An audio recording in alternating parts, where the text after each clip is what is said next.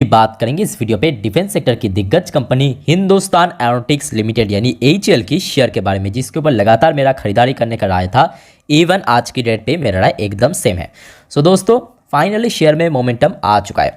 जैसे कि लास्ट 2 हफ्तों के भीतर हमने देखा, शेयर बॉटम से लेकर टॉप तक लगभग 16.5% की मूव दे चुका है और हर दूसरे दिन ये शेयर अपना ऑल टाइम हाई भी टच करा है। जैसे कि लास्ट डे को आप उठा के देख सकते हो, फ्राइडे के दिन बाजार का सेंटीमेंट इतना बेरिश था, बैंक निफ्टी में गिरावट हुआ, फाइनेंशियल सर्विस सेक्टर में गिरावट हुआ, जिसके कारण निफ्टी 50 या सेंसेक्स इंडेक्स के अंदर भी गिरावट देखने को मिला। उसके बावजूद भी अगर आप देखोगे, शेयर अपना लास्ट डे पे ऑल टाइम हाई टच किया 2148 रुपये 90 पैसे पे। यही देखिए, इसका 52 हाई भी है, इवन इंटरडे हाई भी है। तो क्या है मसला, और भी बहुत सारे इंपॉर्टेंट अपडेट्स हैं, आगे वीडियो में हम चर्चा करेंगे। और खास करके आप अगर पोजीशन बनाना चाहते हैं तो उस केस में आपका क्या फॉरवर्ड स्ट्रेटजी हो सकता है एचएएल की शेयर को लेके, पूरा डिस्कस करेंगे। तो रिक्वेस्ट करूंगा सबको, प्लीज़ वीडियो को बिना स्किप के पूरा अंत तक जरूर देखना।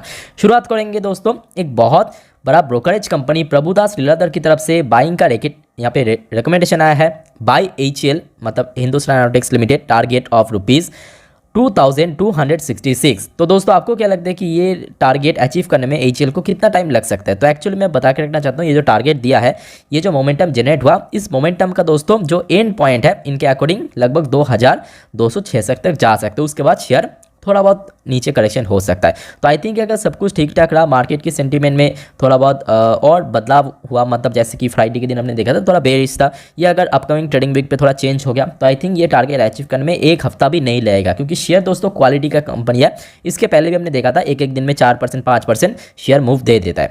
अब चलिए एक एक करके इंपॉर्टेंट अपडेट्स आपके साथ में शेयर करता हूँ। तो सबसे पहले अपडेट का जो टाइम है, आज ही के दिन यानी 18 नवंबर 2023 का लेटेस्ट अपडेट है। तो जैसे कि आपको मालूम है कि बीच में बहुत सारे इंजन से रिलेटेड दूसरे देश, दूसरे कंपनी के साथ टाई अप किया है। फिलहाल दोस्तों देखिए, newly build dry Kaveri engine to emerge by 2024। तो यहाँ पे जो न्यूज़ निकल के आ रहा है, इंडिया का जो डीआरडीओ है उसके साथ साथ गोदरेज एरोस्पेस, ये दोनों कंपनी के बीच में एक एग्रीमेंट साइन हुआ। ठीक है, गोदरेज एरोस्पेस और उसके साथ साथ जो हमारे डीआरडीओ है। तो किस वजह से साइन हुआ? इस वजह से साइन हुआ दोस्तों, ये जो कावेरी इंजन है, ये एक्चुअली तेजस की जो मार्क 2 वर्जन है दोस्तों, वहाँ पे फिट करेगा इसके कारण। तो मतलब इसका कहने का मतलब ये है कि जो मार्क 2 के लेके लॉन्च का जो लोग यहाँ पे बहुत ज़्यादा सोच रहे हैं कि और ज़्यादा डिले ना हो जाए, तो कहीं ना कहीं देखिए अपने काम शुरू हो चुका है। और एक जो फाइटर एयरक्राफ्ट में उसका इंजन ही सबसे वाइटल रोल प्ले करता है। बाकी चीज़ देखिए बहुत जल्दी हो जाता है, बट इंजन का दोस्तों जो यहाँ पे जो भूमिका है वो बहुत ज़्यादा है। नेक्स्ट अगर हम बात करें, देखिए जो इंपॉर्टेंट अपडेट है, changing dynamic in global fighting jet market, a shift toward medium class alternative like Tejas mark 2। तो दोस्तों आज की डेट पे देखिए, अच्छा पहले मैं आपको थोड़ा यहाँ पे एक्सप्लेन करके रखना चाहता हूँ कि एयरक्राफ्ट में भी अलग अलग लेवल्स होता है, कैटेगरी होता है। सपोज देखिए, आज की डेट में अगर आप कोई कार जो है गुड कैरीज करता है, सपोज एकदम ऊपर हो गया आपका ट्रक, उसके छोटा वर्जन हो गया आपका लॉरी, उसके छोटा वर्जन हो गया आपका टेम्पो। तो ऐसे ही दोस्तों फाइटर एयरक्राफ्ट में भी अलग अलग कैटेगरी है। जैसे कि एकदम हो गया आपका बड़े फाइटर एयरक्राफ्ट, जिसका एग्जांपल के रूप में आप सुखोई सू को ले सकते हो। ठीक है, ये जो टोटल इसका जो लॉट है।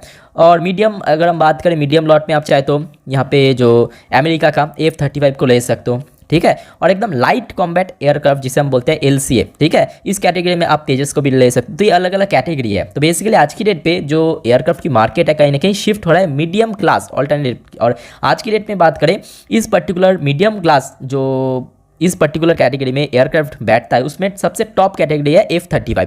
अब प्रॉब्लम यहाँ पे ये भी है कि देखिए इसका जो प्राइस है इतना ज़्यादा एक्सपेंसिव है कि जो छोटे मतलब जो एकदम बोल सकते हो कि जो कंट्री की इकोनॉमी बहुत कम है, ठीक है, उस कंट्री के लिए एफोर्ड कर पाना काफ़ी मुश्किल है। तो यहाँ पे एचएएल कोशिश कर रहा है इसकी दोस्तों ऑल्टरनेट वर्जन फिर से यहाँ पे लॉन्च करने का। ठीक है, तो ये भी बहुत अच्छी अपडेट है, क्योंकि एचएएल हमने देखा इस पर्टिकुलर सेक्टर में इंडिया का एक लौती कंपनी जो कि एयरक्राफ्ट के ऊपर काम करता है। नेक्स्ट देखिए important update, challenges and opportunities in India's high priority military project. तो ऑब्वियसली यहाँ पे 2 प्रोजेक्ट की यहाँ पे बात मेंशन किया। एक तो हो गया आपका ऑब्वियसली एम का, जैसे कि आप देख सकते हो, उसके साथ साथ स्पेशल पर्पस व्हीकल्स, यहाँ पे 2 चीज़ यहाँ पे मेंशन किया। एक हो गया आपका स्पेशल पर्पस व्हीकल्स, दूसरा हो गया आपका एम का। ये दोनों प्रोजेक्ट के ऊपर दोस्तों काफ़ी अच्छे से यहाँ पे पेस में काम शुरू हो चुका है, जो कि इंडिया का 5th जनरेशन फाइटर एयरक्राफ्ट रहेगा। मे बी नेक्स्ट 3 से 4 साल के भीतर ये लॉन्च हो जाएगा। तो इसको दोस्तों बहुत ही तोड़ जोड़ से यहाँ पे काम चल रहा है, जो कि बहुत अच्छी बात है, जिस वजह से आपको याद होगा इसके पहले मैं आपको बार बार बोला था कि एचएल को दोस्तों मिस मत करना, ये प्योर जेम शेयर है, प्योर जेम। जो लोग मिस कर देगा प्राइस को वो बाद में बहुत रिग्रेट करेगा। देखिए सीधी सी बात है, ऑर्डर तो लगातार मिल रहा है वो अलग बात है, बट कंपनी देखिए एक के बाद एक न्यू प्रोडक्ट लॉन्च कर रहा है। ये देखिए जैसे कि तेजस मार्क 1 है तो ऑलरेडी लॉन्च हो चुका है, नेक्स्ट साल पे दोस्तों मार्क 2 भी लॉन्च हो जाएगा, उसके बाद देखिए एम का, उसके बाद देखिए ये पे लगातार कंपनी का हाथ में दोस्तों जो प्रोजेक्ट है वो बढ़ता जा रहा है, एक के बाद एक, जो कि टॉप क्लास प्रोजेक्ट को लेकर कंपनी काम कर रहा है। तो जिस वजह से मैं बोलूंगा कि इस टाइप की शेयर को दोस्तों अगर आपको करेक्शन में मिले गलती से मिस मत करना। और जैसे कि आपको मालूम है ये थोड़ा सा पुराना न्यूज़ है, बट फिर भी मैं आपको दिखा के रखना चाहता हूँ, इसीलिए ताकि जो शेयर होल्डर है उनको भी मन में थोड़ा बहुत और जोश आ जाए कि भाई साहब हम जिस कंपनी में इन्वेस्ट कर रहे हैं वो कोई फालतू कंपनी नहीं है। तो आप देख ही सकते हो कि LCA Tejas mark 1 showcased at Dubai air show 2023 with UAE develop Al Tariq. तो बेसिकली इस बार जो एयर शो चल रहा था दोस्तों दुबई के अंदर, हमने देखा अलग अलग कंट्रीज़ की तरफ से अलग अलग एयरक्राफ्ट आया था, वहाँ पे परफॉर्म किया। हमारे इंडिया की तरफ से भी इंडिया का जो इंडिजिनियस प्रोडक्ट यानी तेजस को यहाँ पे भेजा गया था और वहाँ पे दोस्तों आउटस्टैंडिंग परफॉर्म किया और सबको मतलब चौंका के रख दिया। और जिसके ऊपर बेस करके हमने देखा कि यहाँ पे जो एक दूसरे कंट्रीज़ की जो प्रोडक्ट है अल तारिक, ये बेसिकली एक मिसाइल सिस्टम है, इनके साथ दोस्तों पार्टनरशिप भी किया है, ठीक है, तेजस मार्क 1 के साथ यहाँ पे पार्टनरशिप हुआ है। तो जिस वजह से आई थिंक ये भी बहुत अच्छी न्यूज़ है दोस्तों सारे शेयर होल्डर के लिए। अच्छा, जो नेक्स्ट इंपॉर्टेंट अपडेट मैं आपको थोड़ा दिखा कर रखना, तो अब देखिए आज की डेट में कंपनी का साइज़ भी काफ़ी बढ़ चुका है, तो आप अगर वो एक्सपेक्ट कर सकते हो कि आज से एक साल पहले शेयर एक एक दिन में 10% 8% मूव करे, तो वो देखिए बहुत ज़्यादा अनरियलिस्टिक है। सीधी सी बात है कि आज की डेट में देखिए कंपनी का मार्केट कैप भी लगभग 1,40,000 करोड़ के ऊपर पहुँच चुका है। तो जिस वजह से बड़े कंपनी है तो रियलिस्टिक सोचिए, अगर एक दिन पर अगर 2-3% मूव करते हैं तो वो बहुत बड़ी बात है। और खास करके देखिए ये कंपनी में आगे ओएफएस आने का चांस काफ़ी कम है, बहुत कम है, क्योंकि देखिए इसका ये सरकार का स्टेक है वो देखिए 75% के नीचे हो चुका है और ऑलरेडी लास्ट एक साल के भीतर ऑलरेडी इसमें ओएफएस लॉन्च हो चुका है। खास करके देखिए जो बड़े इन्वेस्टर्स है, थोड़ा ध्यान से देखना दोस्तों, एफआईएस का जो रोल है ना मार्केट में बहुत ज़्यादा है। ये देखिए एफआईएस का स्टेक पहले कितना था 5.56, फिर देखिए 6.85, फिर देखिए 7.14%, फिर देखिए 9% के ऊपर, फिर देखिए 11%, आज की डेट में 12.5% तक पहुँच चुका है।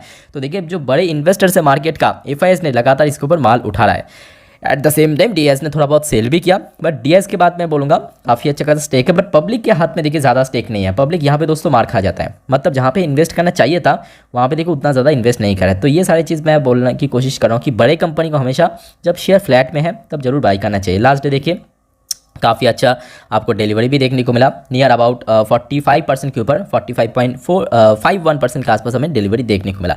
और ये कंपनी का एक और खासियत है जो कि बहुत सारे इन्वेस्टर्स को मालूम नहीं है, सरकारी कंपनी होने के नाते एक तो देखिए इसका वैल्यूएशन बहुत कम है, बहुत ही ज़्यादा कम है, 23 की पी रेशियो आप समझ सकते हो कि कितना कम है।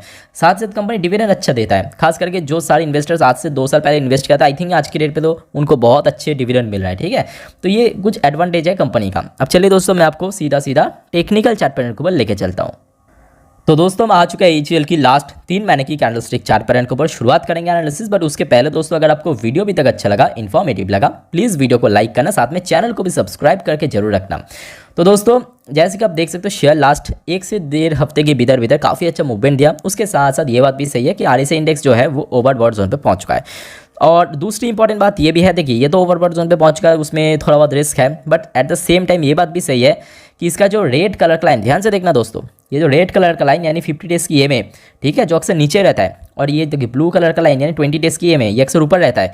ये बीच में हमने देखा था जब कमजोरी पड़ गया था शेयर में, ऑपोजिट मतलब रिवर्स हो गया था। पर आज की डेट में दोस्तों अगर सब कुछ सही रहा ना तो नेक्स्ट मंडे या तो ट्यूसडे के दिन यहाँ पे गोल्डन क्रॉस ओवर भी बन सकता है। और आपको अगर मार्केट के बारे में थोड़ा सा टेक्निकल नॉलेज भी है, आपको अच्छे से मालूम होगा कि गोल्डन क्रॉसओवर का सिग्नल कौन सा देता है। मतलब गोल्डन क्रॉसओवर का जो सिग्नल है उसका मतलब ये है कि इसमें और ज़्यादा तेज़ी आ सकती है। तो बेसिकली बुलिश सिग्नल दोस्तों भेजते हैं गोल्डन क्रॉसओवर। और यहाँ पे दोस्तों गोल्डन क्रॉसओवर मूवमेंट पूरा बन चुका है, कभी भी यहाँ पे गोल्डन क्रॉसओवर हो सकता है, और अगर हो गया तो शेयर में तेज़ी हो सकती है। तो मैं तो यहाँ पे पूरा एग्री करूँगा।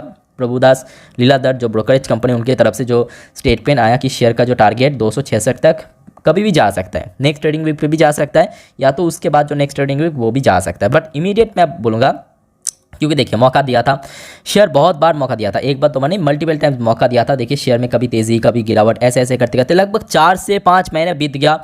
मैं सबको बोल बोल के थक गया, बहुत लोग बाई किया, बहुत लोग बाई नहीं किया। जिनको बाई किया आज के डेट में प्रॉफिट में होंगे, जिनको बाई नहीं किया मैं तो बोलूँगा आज के डेट में बहुत आई थिंक रिग्रेट करे, बट रिग्रेट करने से कोई फ़ायदा नहीं है, आपको फिर से मौका मिलेगा। तो अभी मैं आपको बोलूँगा वेट एंड वॉच का स्ट्रेटजी अपनाइए, 2-4 दिन वेट कर चाहिए।